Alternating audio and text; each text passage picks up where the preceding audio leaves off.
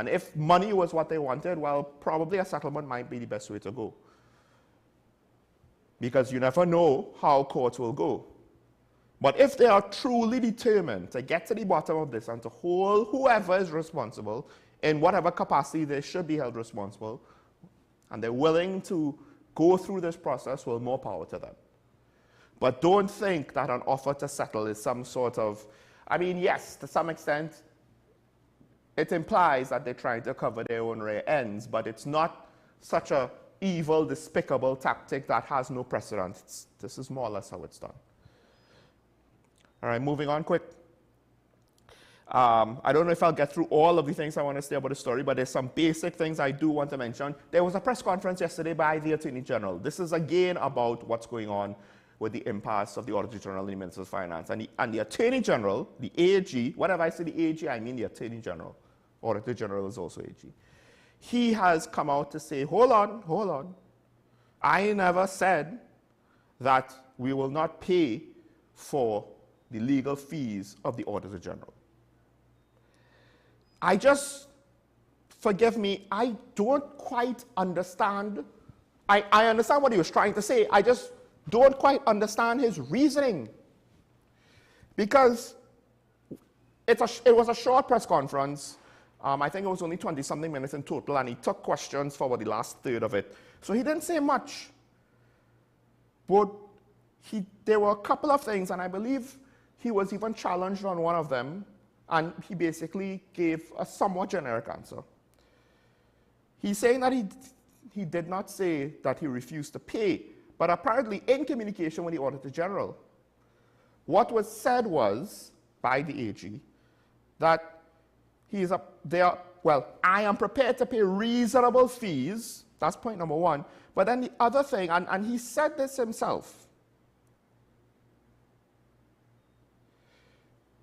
he said Ramdas was aware the legal fees referred only to the advice on whether she was required to consider the amended budget statements. So technically speaking, he's not lying.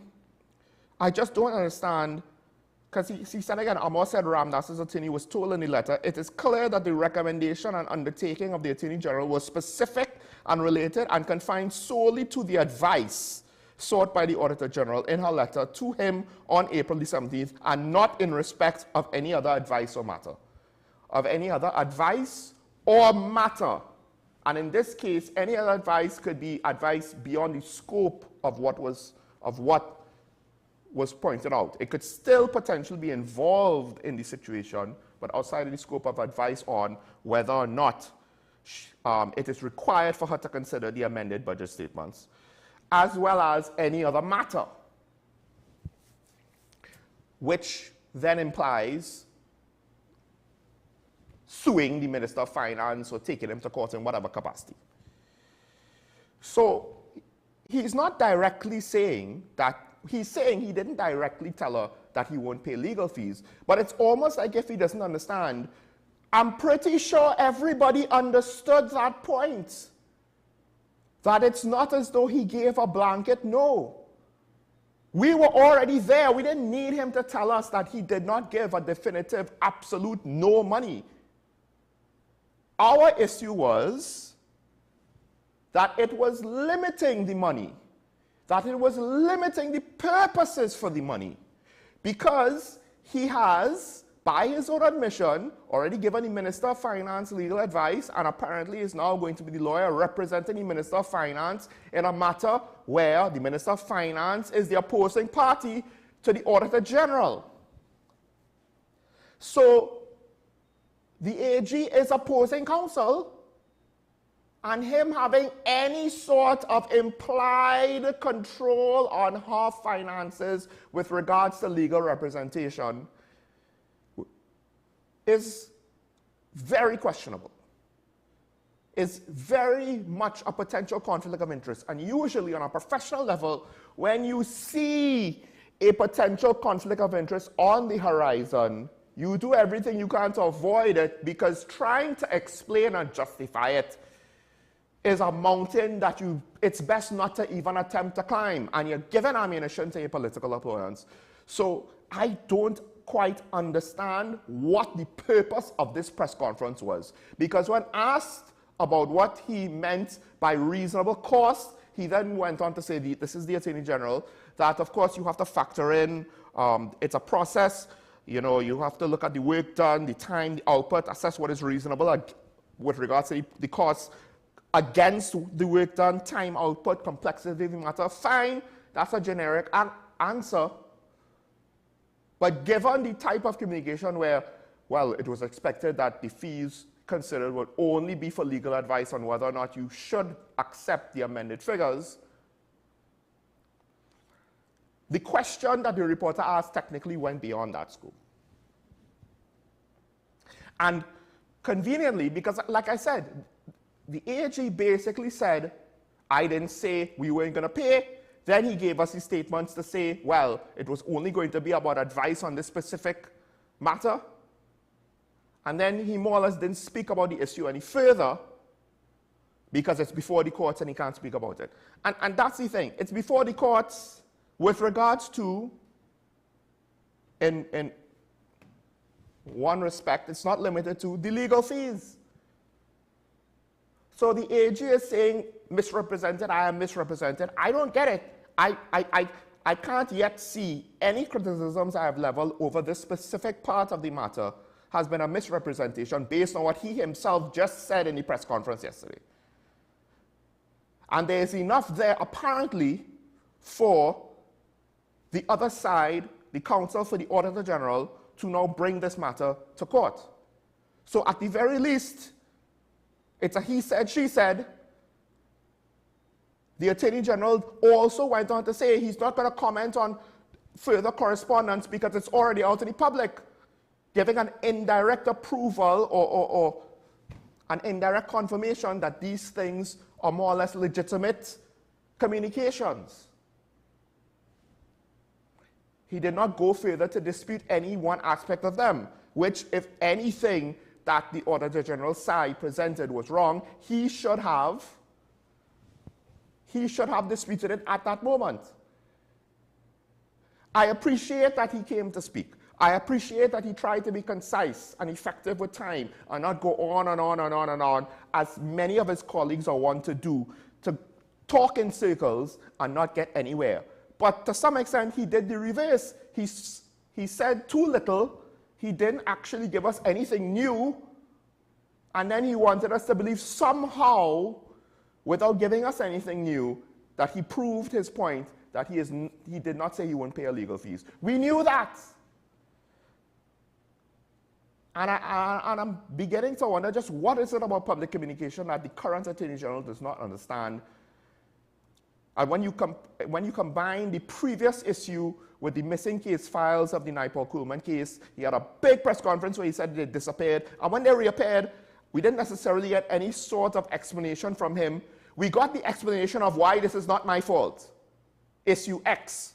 We did not get the explanation then, how was this resolved and why it is no longer an issue, still an issue, what's the resolution? Because he had a whole big press conference to alarm us over something.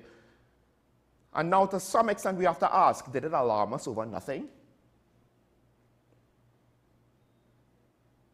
And this is the same thing. I can't quite put my finger on it. I don't fully understand a lot of his decisions on his communication. It's leaving me confused because it doesn't seem to make sense in the way of which, based on how he is speaking, how he is communicating, he thinks it makes sense. That's how I perceive it. It's almost as if he believes this to be true, whatever this is, and I don't know what it is, because he cannot be clear about it, and he cannot convey it properly. And one would think, if anybody needs a significant degree of accuracy in just about everything that they do, first and foremost, it's the Attorney General of the Republic of Trinidad and Tobago in this country. One would think his ministry, his office, is responsible for drafting laws, for overseeing all kinds of things where accuracy is extremely important because you don't want laws that are overly subjective. But It is what it is. My guest is here, so I will leave this here. When we return, we will speak. There was a whole thing about the EBC that I haven't gotten a chance to speak to yet, so we have the PRO of the UNC to speak to us about that. Stay tuned to talk about on WESN. We'll be right back after this.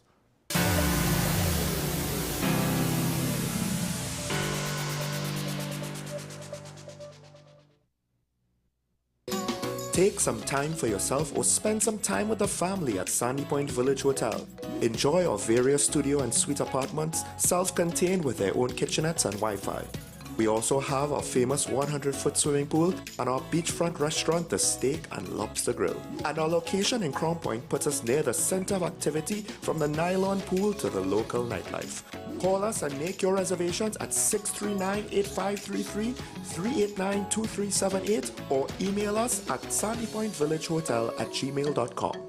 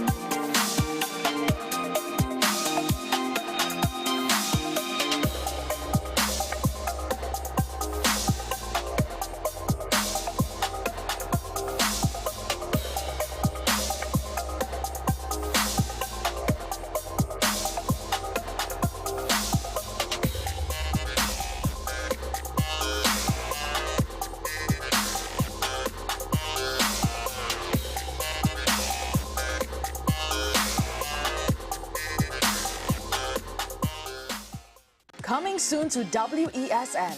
Pastor J, I want to get a tattoo. You really respond to me. Respond to me how you would respond to me. The first question I'll ask is why? Controversial taboo topics. We get so consumed by church, we forget that we have to live the life of being a Christian outside of the Sunday. Like you say, services. we think going to a service makes us a Christian. Exactly. Yeah, right. So we are about to hear the second time Pastor J wanted to take a tattoo. Would have been late last year and early this year. Oh gosh. Hope Unfiltered podcast with Pastor J and Ren. Coming soon to WESN.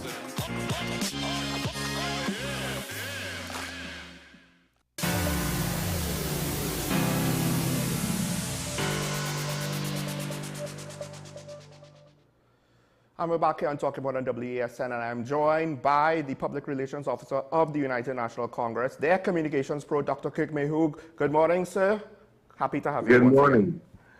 Now, generally speaking, I have said in recent months, it's hard to give the government the benefit of the doubt in anything where we don't get enough transparency. Now, with regards to the elections, we have a general election coming up.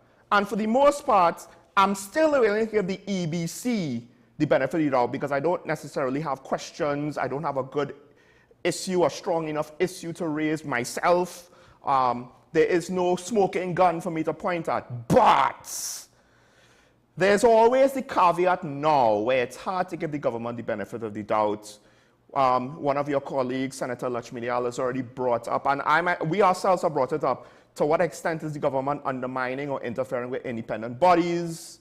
So far, though I still don't necessarily have smoking gun with the EBC, your party has had several issues, not just questions about the proposed changes by the EBC, which would come into play in the next general election, which at this point one could argue any general election is going to be important.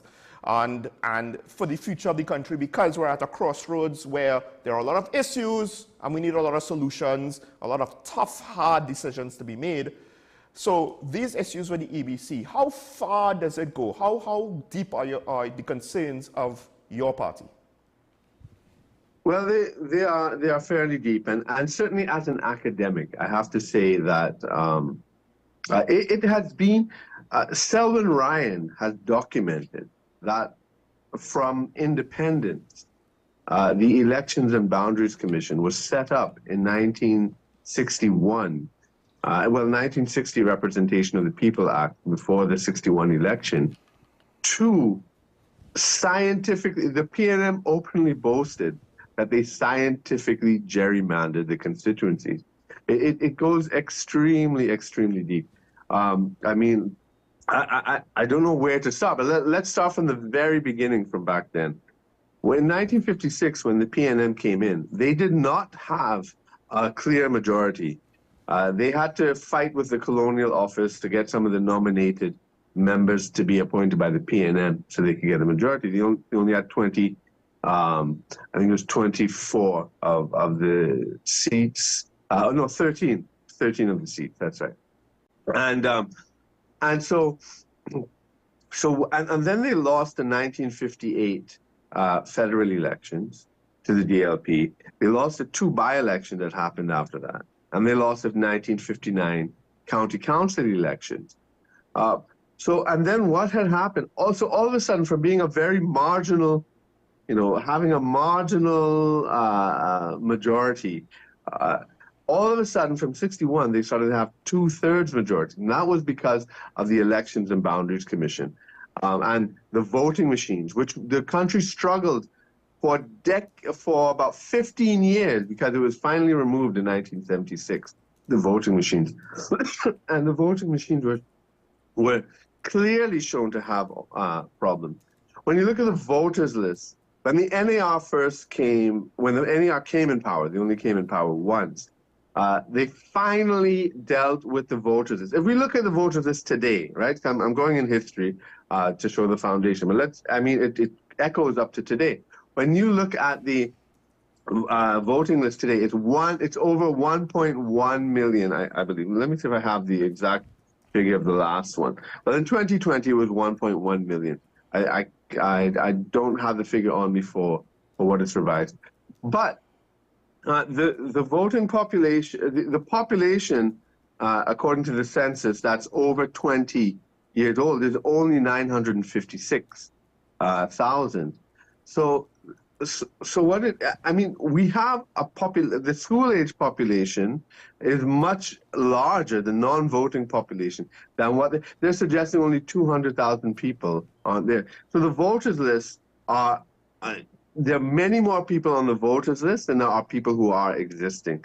When the NAR came in government, they cleaned up that list for the very first time. They removed over 100,000 names from that list. And then when the UNC came in power in 2000, that was the second cleanup of the list. And again, just under 100,000 names were removed. In the last, now let's say in the last local government elections, we've had problems with the electoral ballot box, special ballot boxes being opened, the officers not signed, and we lost. The victory was taken away from us in Lengua and Indian Walk because the EBC officer did not sign. There are issues that we need to attack, and they go very deep. Well, I wanted to ask, you said names were removed more than once. What was the reasons given for those names that were removed being on the list in the first place? Is it that perhaps people were deceased and they were never removed? Was it that the EBC just didn't do its due diligence on basic housekeeping duties, or was there anything to suggest that it was more intentional? I've not seen any report of the removal, but many times it could be deceased persons, it could be people who moved, who migrated. Those are two obvious and very, let's say, logical, rational, understandable in a sense. And so this would have accumulated. But then when you have all these empty votes, let's say, right? So you have placeholders for votes, but no voters. That is when you could start to manipulate things. And so the list keeps growing, and it's not being cleaned up. I'm trying to remember when the last cleanup exercise was. It may have been in 2000 when the UNC cleaned it up, where over 100,000 names were removed. And we need to have a cleanup exercise again. So this is one of the things we talked about. The EBC is doing a house-to-house, so we need to get the information on which names are being removed, which ones are being added, because as you know, when people move from constituency to constituency, that also results in a necessity to change their voting information, and then Yes. and that has all kinds of implications of some people living in one area but voting in another area. Well, and therein lies the next question, because of course what to some extent sparked this was the fact that EBC has proposals to make changes. They're saying, well, populations have moved, so we have to move things around. Are there anything with regards to that exercise, that maybe specifics that the UNC has questions about?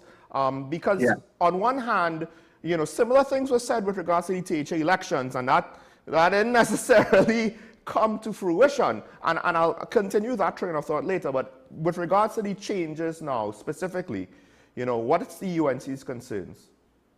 Yeah, I'll say the change, but I agree with you with the THA. I mean, the EBC did add the seats from Tobago West, which is the PNM stronghold seat, but the movement was so great that whatever tinkering with margins happened was overwhelmed by the political movement, which is what ultimately what we need to do.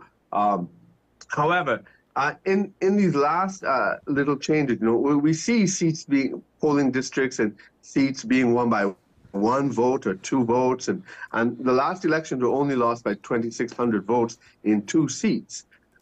So this is why we have to be very concerned about the margin. In San Fernando West, for example, which is one of those 2 seats, I think it was that seat, it was just 1,600 votes. We were away. Now, the population change, what happened is that the EBC brought in seats from San Fernando East, a PNM stronghold, into San Fernando West, and then moved seats from Oropouche East into San Fernando, a UNC stronghold, into San Fernando East, a PNM stronghold. Now, this makes no sense because Oropouche East borders San Fernando West, so you could have just moved polling districts from Oropouche East into San Fernando West. But that would be moving polling division from a UNC held seat into a marginal.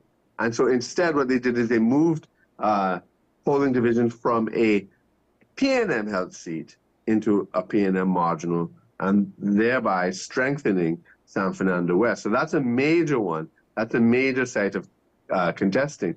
It makes no logical sense. That looks like complex cooking. What you're saying is, if you look at it on the map, that movement, it's less obvious. It's a bit more of a stretch. Because I myself have not seen, I haven't looked at it in that way to know that, okay, geographically this doesn't make sense. That's what you're saying is the case. Yeah. It doesn't make sense geographically at all. It only makes sense if they want to strengthen the PNM's chances in San Fernando West. Now, that's the only logic. I just want to say before I ask the next question, I saw what you did there with the THA. I'm not going to point it out, but I saw what you did there with my comment on the THA, but I'll leave that there. Now, with regards to this, though, one of the things that I find curious is, on one hand, we have 2 complaints for the government, whether it's elected officials or public service, that go simultaneously. One is they're wicked. They're supervillain, criminal, genius masterminds that are puppet masters, and we all, they play us like a fiddle. And then the other one is how dumb they could be, how inefficient, ineffective, slow, lazy, And sometimes I wonder, we can't say both of these things about the same people. So I have to ask, isn't there some chance that maybe some of the issues you have with the EBC might be either, one, their structure could be obsolete. We're already seeing with the Call for Constitution Reform, I think there are already aspects of our own parliament and how our executive is set up, which just doesn't work for us anymore. Or it doesn't work for us the same way it works for the point of origin, that is the United Kingdom. But then the second thing is, okay, the systems could be old, the structure could be old, it could be obsolete. It also could be, look, maybe some of these public servants might be some of the other public servants where they're just not great at their job. And it's not like we have elections every month. and they have something that they have to do every month to keep them on their toes. Isn't that just a possibility that we just need to, I don't know, maybe give the EBC more tools, update their systems, hold some of them, I'm not saying all of them. To be fair, it's not like I've interacted with lazy elections officials. When I did, they were very professional, they knew what they were doing. It was smooth, the local government election that I participated in, right? But I'm not going to discount the fact that they could be bad apples. Could those things be at play? I agree. I don't think it's all conspiracy. I don't think it's all bad mind and evil. I think some of it is human error. Some of it is just public servants not being conscientious at their job. Not understanding the gravity of the democratic exercise and how fundamental, being conscientious is at a level like this. I certainly agree that there is that at play, but I also believe that there are other elements as well. So there's a mix, and especially when you're dealing interpersonally with the staff at the EBC, as we do. I mean, we have to give them the benefit of the doubt, and and we won't blame the staff in general because the problems are management. Right? But if management sees that some workers are not doing the job conscientiously, then then they need to do what they need to do to ensure that the process is fair. So, so that's one aspect, and where I agree with you. And then also the contradiction. I think that's an important point you make. So on the one hand, we say they're incompetent and so forth, and then on the other hand, we say they're manipulating these things. I mean, there's two aspects of it here. One thing is that when we say things don't work, it depends, don't work for whom, right? So a lot of the things that don't work, what we mean is that they don't work for the citizen. They don't work for the people that it's intended to work for. But it does work for people who want to pocket some extra cash, right? So a lot of times the systems work very well for people who are looking to benefit themselves, but not for their own selves. And then this brings us to the second point, which is that the PNM are terrible at governance, but they are very skilled at winning elections, and we have to give them that, right? And I mean, you could see that their focus is on election day machinery. They are very, very, very well organized. I wish the PNM could be as organized in government as they were at elections. That might be, that might be something that could be beneficial. But really, all that effort is really for winning elections. And then the rest of it, they're just incompetent with dealing with matters of state to help the population. But then they're also good at siphoning off billions of dollars through all sorts of funny arrangements they have. And now the latest thing we see is $3 billion not being accounted for. That's what the PNM are good at. Well, let the record show I am not necessarily saying that siphoning is going on, although I will leave the viewers to judge that for themselves.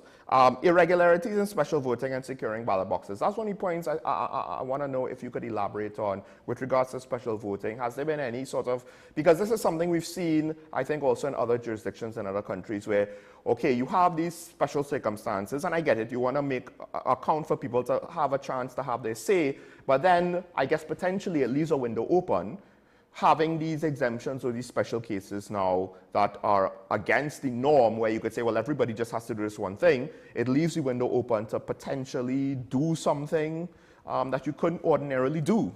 What specifically is it that the UNC is worried about? Right. Well, in the local government elections last year, all right, so with special voters, for the viewers that don't know, if you register as a special voter, you could be maybe working on election day, you could be a police officer, so something that prevents you from voting on the day itself. You have a week before the election to vote. And not only do you have a week before the election to vote, so a whole week, and then you go to these special stations where these votes are left for a week. right? So they are left there, and the security arrangements are unknown. And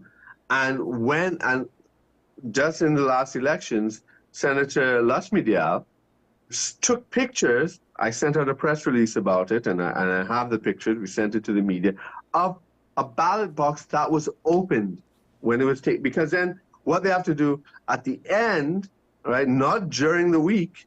At the end, they open it. It should be in front of the UNC representative and the PNM representative and whoever else is contesting. Open it in front of them and take up, because a special voter can vote anywhere, right? So in other words, say I'm voting in Mayaro, I could vote in St. Augustine because I believe it's, there's a regional area, sorry. There is a regional area, but it's not in your specific electoral district or polling division. Right? So what they have to do is they have to sort out the votes and put them in the right polling divisions or electoral district. So what Senator Lashmidial observed is that the box was opened and the seal was broken. And then when the EBC officials were asked about it, they say, well, they do that all the time. There's nothing wrong with it. And we wrote letters, and they said there's nothing wrong with that. They always open it. That was just incredible. And so, to be clear, they opened it before the night of elections to tabulate results. That's right. So it arrived at the, I can't remember what the name of the venue is where they have to open it and then sort it. And it's supposed to be done in the presence of the representative. It was opened already. And so we don't know if they put votes in, they took votes out. It was there for a whole week. We don't know how long it was open. Was it open on day one? Was it open just before they reached? We don't know. They wouldn't tell us. All right. And so that's one concern we had. And another concern that we had that also went to court was our candidate won by one vote, but that vote was not initialed by the EBC official. So the court said they cannot accept that vote. So this voter was disenfranchised because the EBC official didn't initial the vote. So somebody cast a vote, we won the election, but the EBC said, no, we did not initial it, so that vote doesn't count. And, so that, and the court upheld that, which we find incredible, but that's the court's ruling.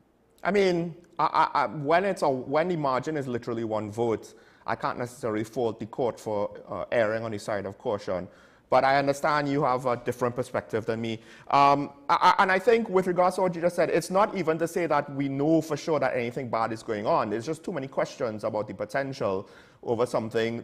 And as you pointed out, it's understanding the gravity and the seriousness and the enormity of what this means. But I want to wrap things up. Constitutional reform is more or less, it's kind of, there's a committee. We don't necessarily know how serious this is going to be because there's always been committees of a lot of things that take very long to get anything done. But I do wonder if some of the issues could be resolved and might be rooted in a system of government that is not necessarily suited for a nation as small as ours. And perhaps part of the solutions could be included in the constitutional reform. The first thing that comes to mind is the executive being separated from the legislature. And maybe if MPs are not then part of the executive, you could have a national election just for the executive.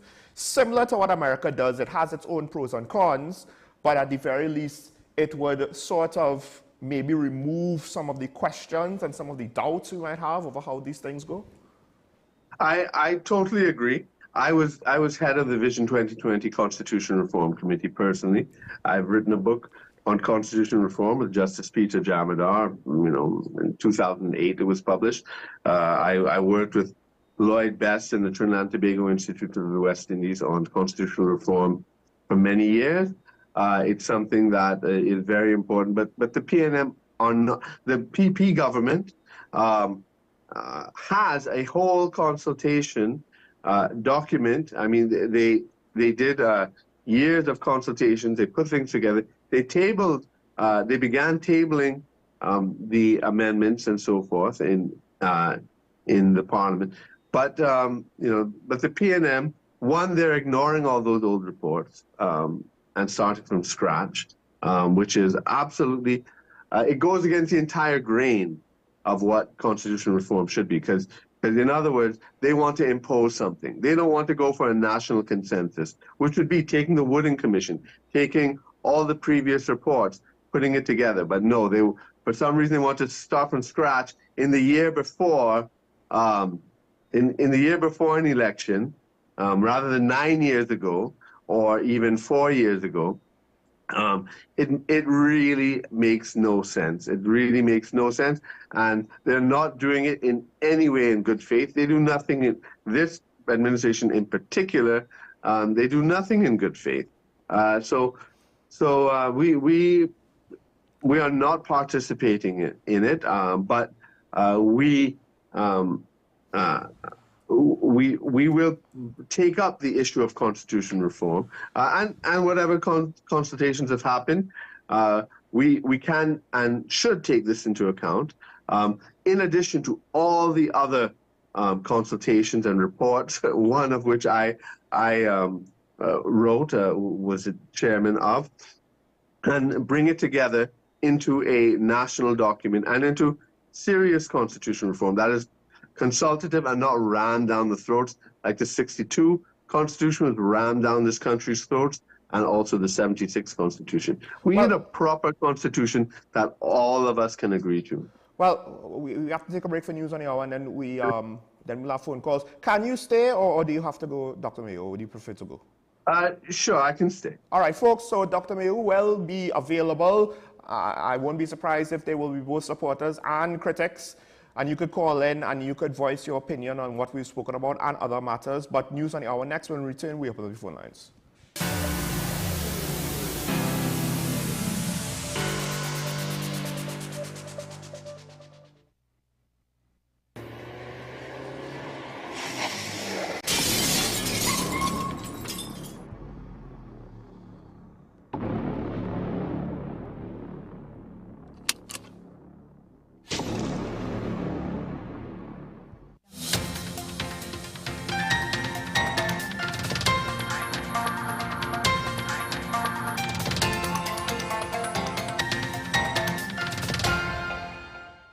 This is WESN's News on the Hour. Thank you for joining us. Here are the headlines. Child seen in a viral video being choked by a woman will be placed in the care of suitable relatives. Opposition leader calls cabinet-appointed committee to investigate the revenue of 2023 financial year an illegal sham. In international news, Russia launches a massive early morning missile and drone attack in Ukraine. With the details, I'm Keaton Shaw. The little boy who was seen in a viral video being choked by a woman along Independence Square, Port of Spain on Tuesday night is now safe. The Children's Authority in a media release said it has located the child with the help of the Child Protection Unit of the TT Police Services and concerned citizens. CEO Sheldon Cyrus said the child will be placed in the care of suitable and responsible relatives, and the authority will monitor the child's replacement to ensure the child's needs are met. Cyrus hailed the collaboration between the authority and the TTPS as a successful example of the National Interagency Protocol for Child Abuse Prevention and Management. Opposition leader Kamla Persad-Bissessar has criticised the Cabinet-appointed committee to investigate the revenue for 2023 financial year as an illegal sham. The probe, spearheaded by retired High Court Judge Justice David Harris and includes former Audit Director David Benjamin, alongside IT specialists, was announced by Finance Minister Colin Imbert in response to the contentious understatement of public revenue for the 2023 financial year. The discrepancy has ignited a standoff between Auditor General Jaywanti Ramdas and Minister Imbert. Persad-Bissessar has raised concerns, alleging that the selection of investigators was politically motivated, orchestrated solely by Minister Imbert and the Cabinet. In international news, Russia has launched a massive early morning missile and drone attack on energy facilities across Ukraine. President Volodymyr Zelensky has said that 50 missiles and 20 drones were used in the attack. he wrote in a post on X. It marks the latest in a string of Russian attacks on Ukraine's energy grid, which Moscow insists is legitimate military target. The strikes targeted 7 regions across the country and took place a major national holiday commemorating the defeat of Nazi Germany in World War II. President Volodymyr Zelensky on social media has described Russian President Vladimir Putin's regime as Moscow's Nazis. Well, that's news to the hour on WESN. I'm Keaton Shah. Thank you for watching. We'll have more for you at the top of the hour.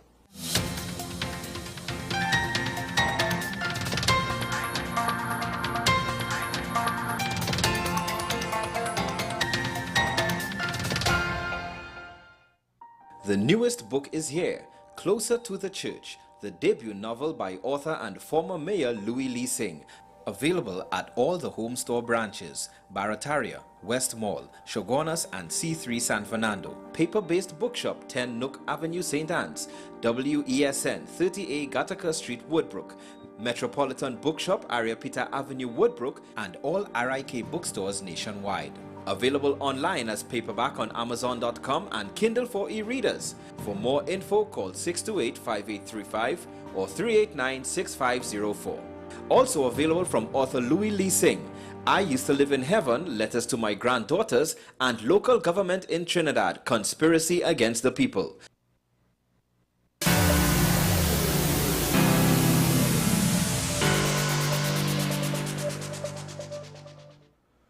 And we're back here on Talking Point on WSN, the content capital. Sean Michael Small, joined by the PRO of the UNC, Dr. Kirk Mayhew, and he is here to take your calls. I am also here to take your calls. Don't forget about me. You can ask us any questions, of course. We might have debates on the issues where we don't see eye to eye. That's the point. You could disagree with Dr. Mayhew. Please still, though, be respectful. One of my last guests got into a contentious argument with one of the callers. It's not necessarily constructive. So just remember that, folks. And for those who might not be aware, there is a delay. So please, when you're on the air, when you're on the line, listen to your phone, not the TV. Our first caller, Diego Martin. Good morning, caller. You're on the air. Good morning, Mr. Paul and Mr. Mayhew, Dr. Mayhew, UNCPRO. I want to start my contribution with what a former PNM Finance Minister, Karen Nunes-Shishera, had to say yesterday on your program. It was insightful, where she alluded to the terms of reference with respect to the investigation into the Auditor General. And this is my take on it. What she is saying, it was designed to give you an outcome of constructive dismissal. That is my take on it. And she further identified several areas where the PNM government and the leadership of the country has done similar constructive dismissal that ended up in court, etc., etc. I'm going to jump to constitutional reform, and a number of these dismissals reach the desk of the president to sign off on it.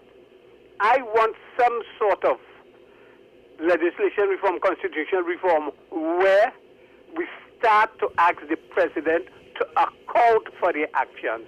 And I'm going to give you 4 areas that I have recently reflected on. One was the email gate with Max Richard. He has gone to the Great Beer. We still don't know about that discussion. We have the latest, Bill Sipasad and the president.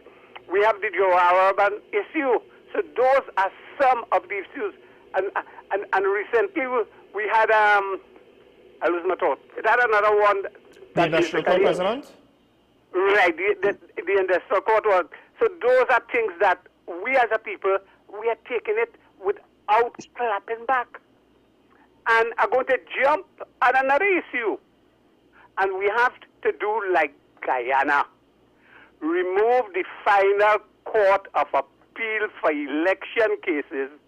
I will say, let us go to the CCJ, test them out. That is what Guyana did to basically close the loopholes where the Granger and the Burnham regime used the judiciary to carry out their outcomes.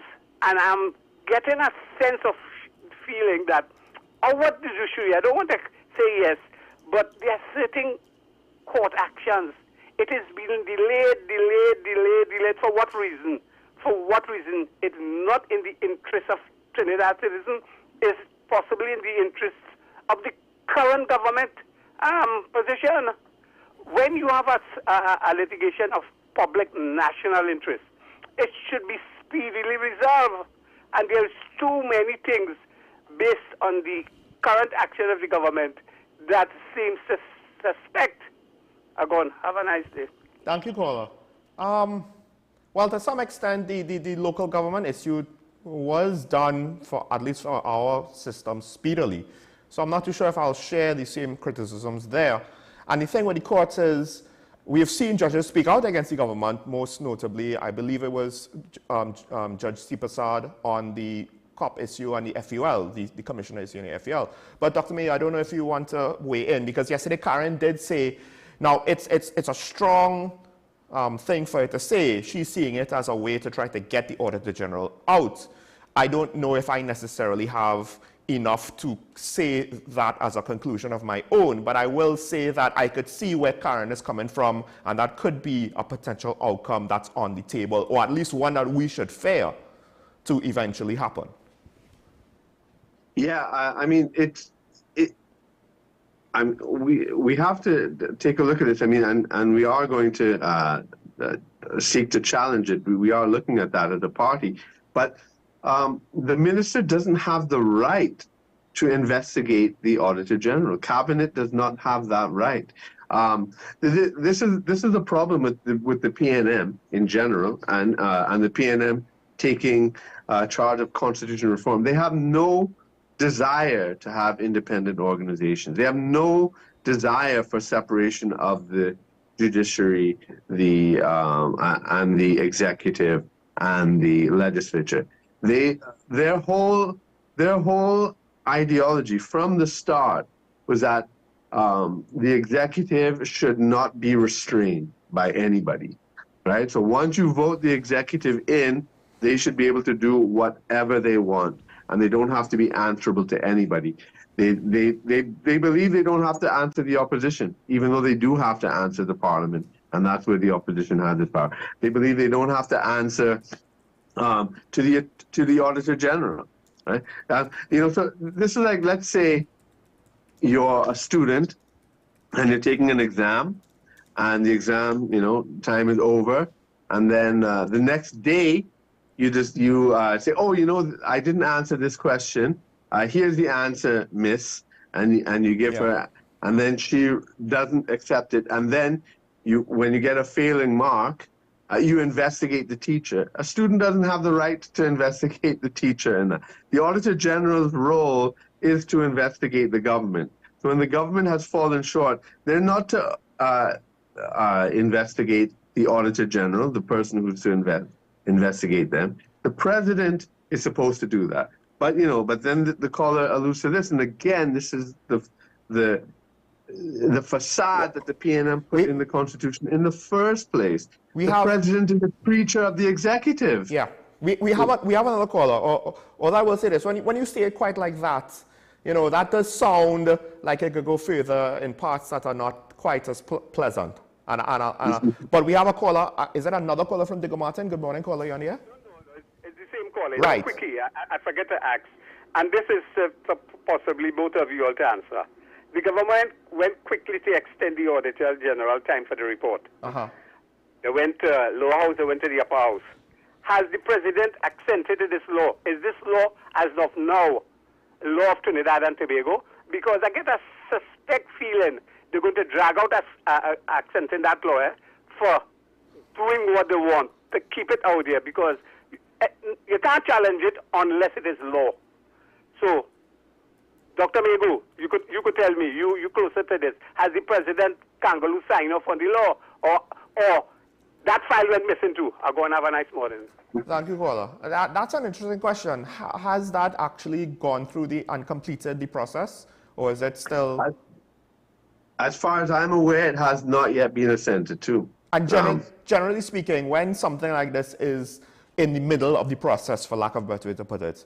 It will kind of hold off whatever it is that it is seeking to change, I would imagine, right? It would more or less, it's wiggle room. I mean, when I was a temporary independent senator way back in 2004, the bill I was debating was the equal opportunities legislation, which had been passed, which had been assented to, but the PNM government didn't implement it. You know, I mean, again, this is PNM all over.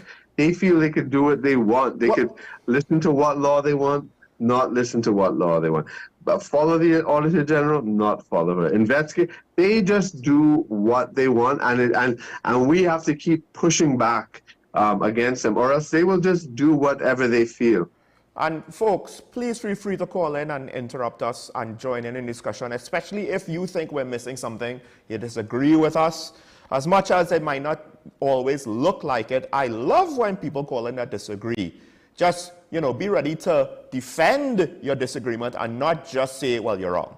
Because I can't do anything with, well, you're wrong, and you end it there. But with that said, it's interesting what you said, Dr. Mayhew, that they want to set things up where the executive doesn't have to answer to anybody. Now, only a fool is going to think that I will never lose another election ever again and I will always be in power, unless I'm a dictator and I make it to be so. And if I'm doing things where I'm investigating people who are supposed to be investigating me, that's one of the things that I meant earlier. There's not so nice implications if that is actually how it's going to be. You give people an inch, they'll eventually take a mile. But one of the things that I always find curious is with politicians, not just in TNT, but also abroad with how things are going in America, this also has brought up when they want to use impeachment proceedings as a political tool. Can't the other side do the same things too? Because at some point you're going to lose an election and the other side is going to get into there. Is it wrong for me to just question all of this? Like, does the PNM sometimes not think everything that we do at some point can be done to us or by the other side? That's an excellent point, and it's actually a point I made yesterday in one of the exercises I'm working with one of the MPs, saying because the Parliament for some reason is looking to change the standing orders at this late stage, and so you know so there are things that I find objectionable in the changes, and one of the notes I had sent was just to say that, you know, the PNM should thank us for advocating for private members, for the opposition, because when they get in opposition, they will have that to work with. You see, the UNC actually believes in democracy. It actually believes in independent institutions. So when we've been in government, we haven't cleared out all the stables and put in our people and put in a puppet president or anything like that because of the long years in opposition. I suppose we have a greater appreciation, and the PNM have this arrogance that they'll be there forever, as you say, and they don't envisage a time. Perhaps they've not really thought about that. But you know, as an aside, when the PNM is in opposition, they are a dangerous beast. But that's one of the areas my co-host Keaton Shaw would agree with you, where he says, you know, excellent in opposition, right? Somehow not so much in power. But yeah. Speaking about that, because I do find it interesting that. Well, first of all, I just wanted to point out, history does suggest that the UNC does not put puppet presidents in place. I'm pretty sure Basio Pandey, you know, I would say he regretted his decision, but at the end of the day, he could say at the end of the day, well, Robinson wasn't my puppet. But we do have a caller from San Fernando, so we'll take the call. Good morning, caller. You're on the air. Good morning, Sean. Morning, caller. Morning, Dr. Mayhew. You know, Sean, yes. I listened, you made a comment just now there about the PNM when not understanding that if what they do when just paraphrasing, when they out of power, if they get out of power, then it can be done to them. Mm-hmm. Now, and that, Sean, is the fundamental issue. that it is about the politician, and people need to understand politicians are no paragon of virtue. Politicians are people need to understand what is a politician in this country, because similarly, what they do is in that instance I'm speaking about them and us. This is about the people of Trinidad and Tobago and the country of Trinidad and Tobago, and this is my problem. When they reach in that parliament there, it's about them and their friends and their group, forgetting us, the population, the people that make up the state. And I'm going back to Dr. Mayhew here with respect to about power. You know, Sean, the same thing that is being complained about in the PNM. Mm-hmm. When the UNC was in power, I saw the similar things that they were doing. When the previous PNM under Patrick Manning was in power, I saw the same thing. When Basdeo Pandey was there, I saw the same thing. When they get power, they forget that their job is to see about the entire Trinidad and Tobago. And I am not seeing anything different with all the politicians in this country. All the politicians. And you know, Dr. Mayhew was one I had held out so much hope for, even though he was fighting up in the vineyard there with his party. Now he has gone and he has taken the part of least resistance as far as I'm concerned. I'm speaking directly to you, Dr. Mayhew. You took the part of least resistance to get to the power structure. And that is so disappointing to me, because I am listening to your party, and I am trying to see what difference, what you're talking about, if you're getting to power, what you're going to do differently. Tell me what's happening, what you plan to do with Trinidad and Tobago to take us out of this morass, to take us out of this corruption that seems to be pervasive all over this country. That how to try to move the population out of that, how to try and move the population from being a corrupt one, because Trinidad and Tobago, by and large, is a corrupt state. It is a corrupt state. And I am, this is what I want to hear. What are you all going to do to change this, or to motivate us to be part of the change, or to jump on the bandwagon for the change? That is my contribution this morning, Sean. Have a good day. Thank you, caller. Very good contribution. Dr. Mayhew puts you in a bit of a hot seat there. You have any response to what he said? Yeah. Well, first of all, I would invite the listener to follow our Facebook page. We have a press conference later on at noon, and every Monday and Sunday we have our press conference. Now we detail very, very meticulously our plans, right?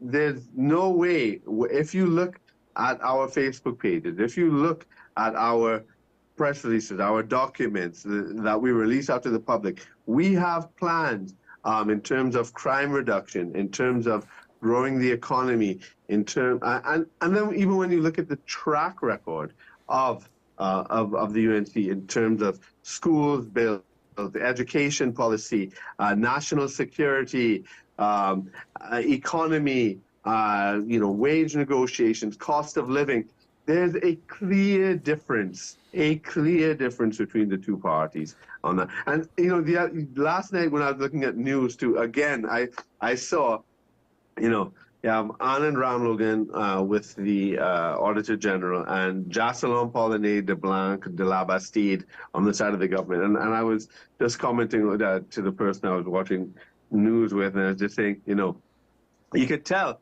PNM lawyers, always they fight for the government. UNC lawyers always fighting for the people. It is so clear, right? UNC lawyers always fighting for the rights of the people against the state. The PNM lawyers usually get the huge briefs to fight for the rights of the state against the people. And this is a very clear difference.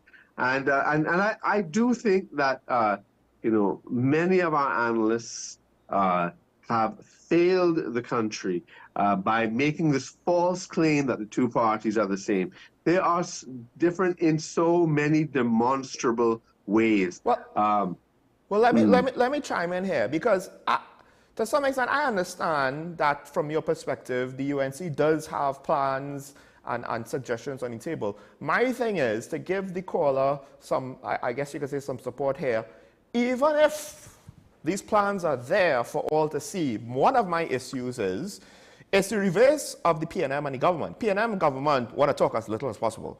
And then when they do talk, they will go on and on and on about all kind of things, but they want to talk as little as possible. Whereas my one issue with the opposition is the opposition kind of mentions and brings up too much stuff. I can't find, because I say all the time, the opposition makes good points. There are good points there, important issues, and in many cases there's good information on the issues. It's not just, ooh, we have a problem, and you kind of just leave it up in the air. But it gets lost in the depth and breadth and width of all of the communication coming from the party.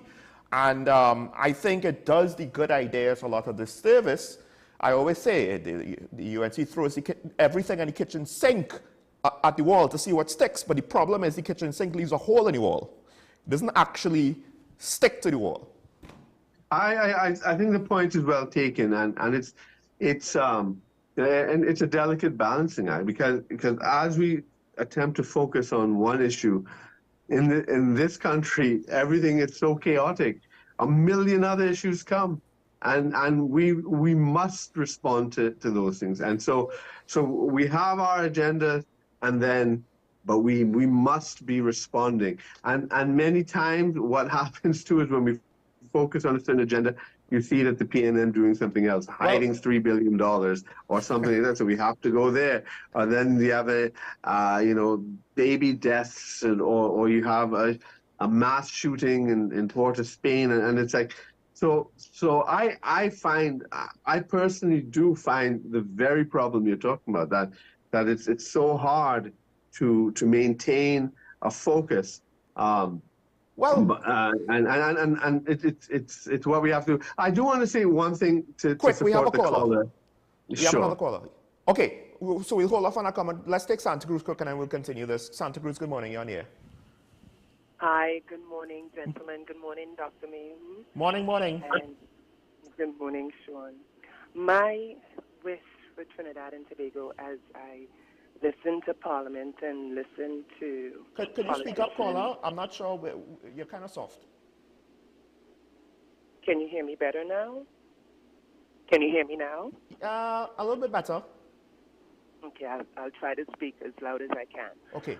My wish for Trinidad and Tobago, as I look at Parliament and I listen to politicians speak to each other in a derogatory way, instead of addressing the concerns of the people of Trinidad and Tobago, they tend to personalize and be combative against each other before they can even begin to present their topic.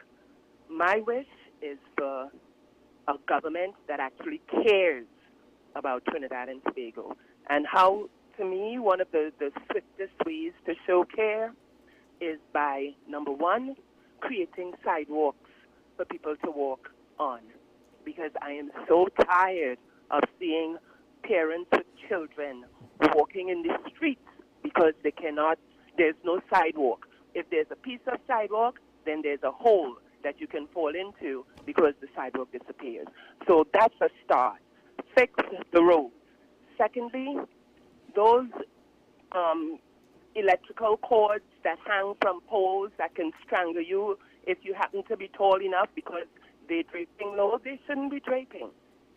And there shouldn't be plants growing on them.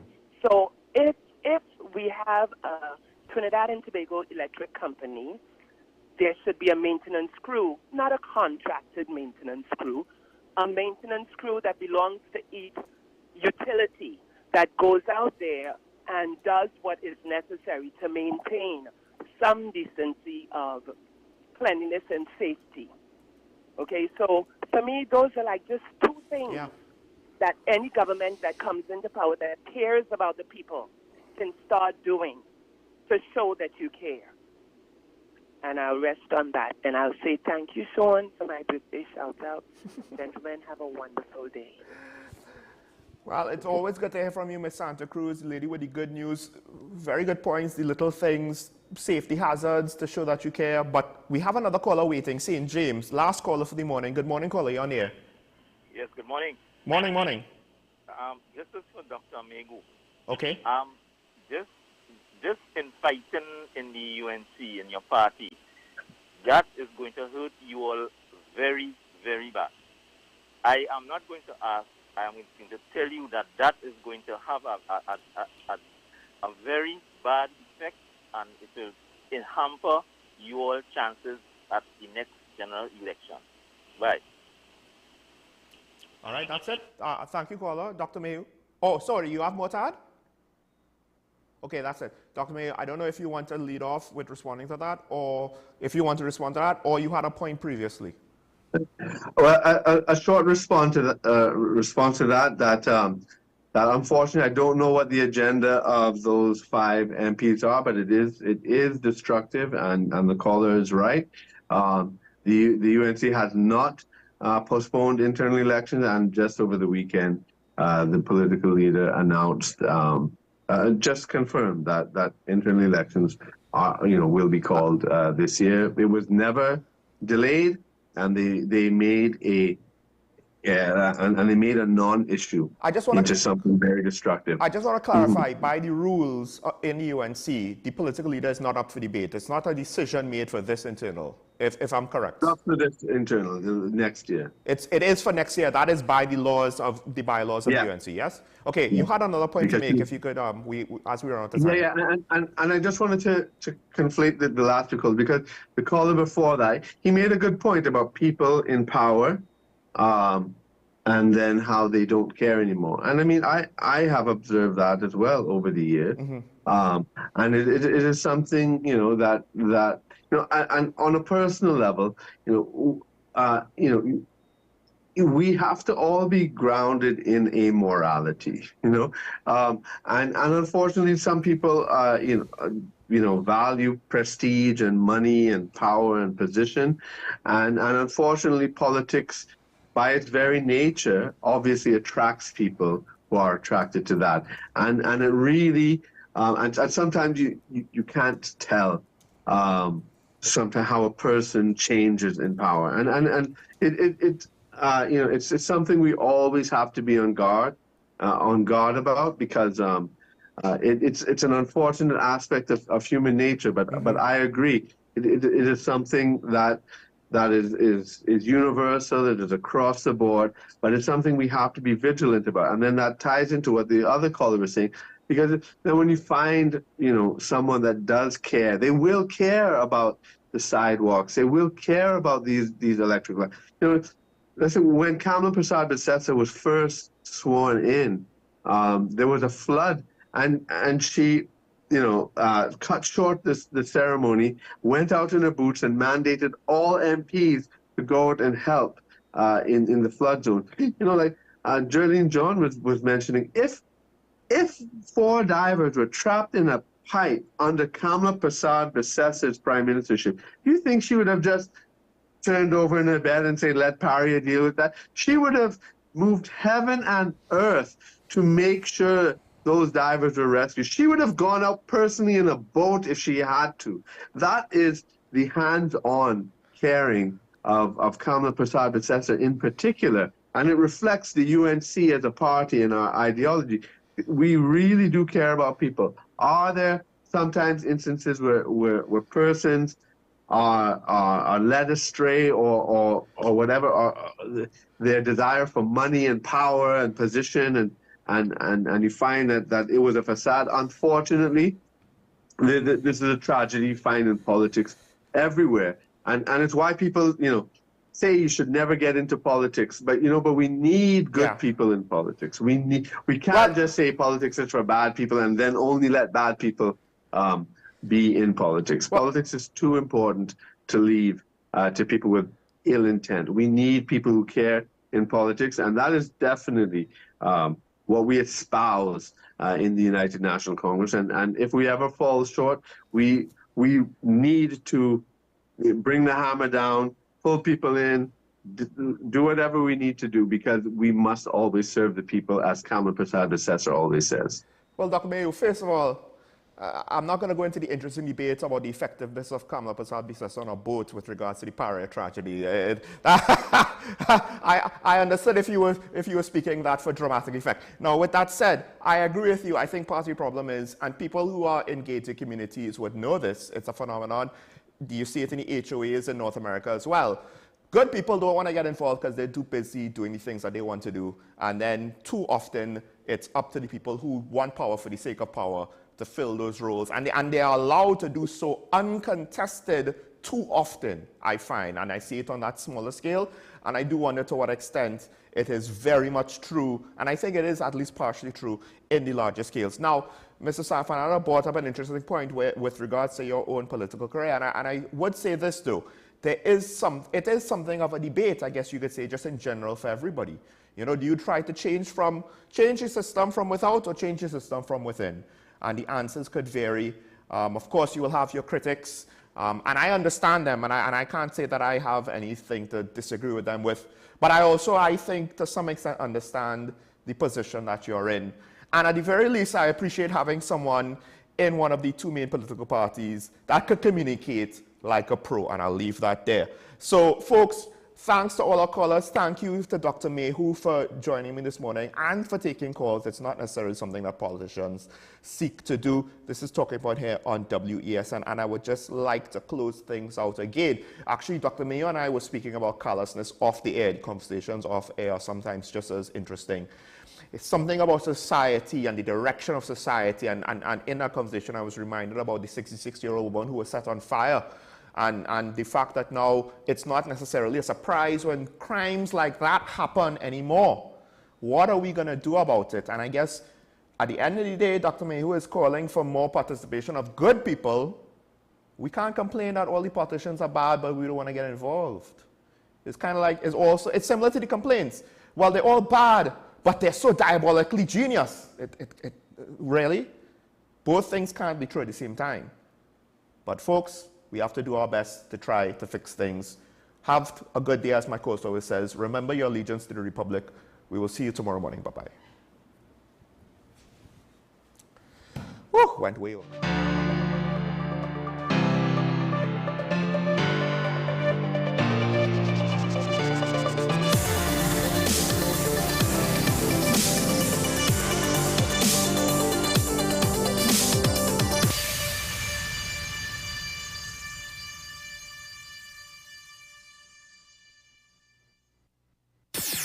WESN